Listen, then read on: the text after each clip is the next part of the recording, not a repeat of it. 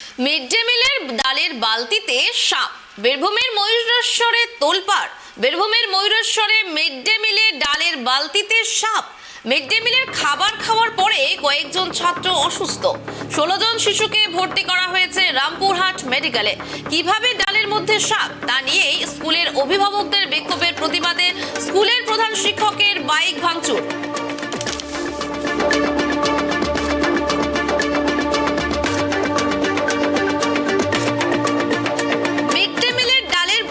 সাপ, কি কাণ্ড ঘটেছে রাজ্য রাজনীতিতে। কিছুদিন আগে খবর পাওয়া গিয়েছিল, কিছুদিন আগে প্রকাশ্যে এসেছিল রাজ্য সরকারের তরফে মিড ডে মিলে এবার ছাত্রদের জন্য দেওয়া হবে মুরগির মাংস, থাকবে তাদের জন্য ফল।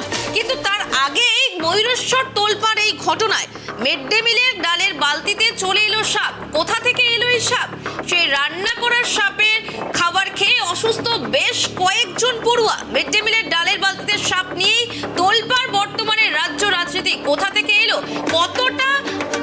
কতটা অসাবধানতা বশতই কাজ করা হয়েছে, প্রশ্ন উঠেছে সেই বিষয়ে। নিরাপত্তা নিয়ে প্রশ্ন উঠেছে এবার ছাত্রদের, যারা মিড ডে মিলের খাবার রোজ খায়, স্কুলে যারা রয়েছে তাদের খাবারের মধ্যেই পাওয়া গেল সাপ। সেই মিড ডে মিলে ডালের বালতিতে সাপ। বীরভূমের ময়ূরেশ্বর এখন তোলপাড় সেই মিড ডে মিলের ডালেতে পাওয়া গেছে সাপ। মিড ডে মিলের খাবার খাওয়ার পরে এই ঘটনায় বেশ কয়েকজন ছাত্র অসুস্থ হয়েছে।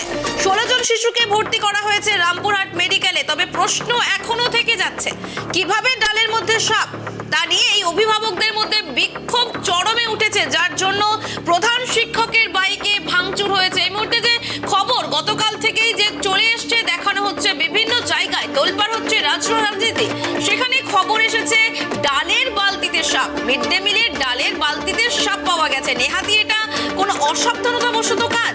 কি করে হলো ডালের বালতিতে এলো সাপ? কোথা থেকে এলো বা রান্নাই হলো কি করে? প্রশ্ন এখনো অনেকটাই থেকে যাচ্ছে।